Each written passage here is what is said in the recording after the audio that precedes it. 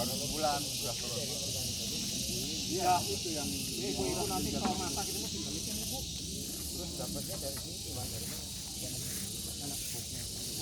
Ya, tadi Mana yang paling ya, banyak di sini apa? saya ini ngambil dari Cisarua, Parompong, Pak Tanah. Ya, Ya, kalau backlognya. bego ke Cisarua.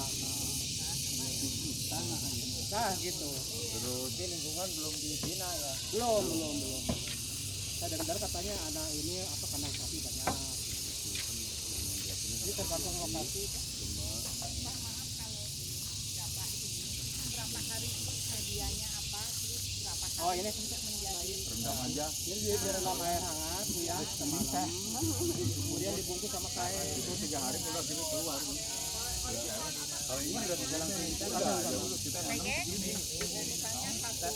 Di kaos atau kan pas basah dia sekun ya udah keluar. Tuh, malah jangan terlalu panjang. Air panas, air hangat semalam. Jangan kepanjangan.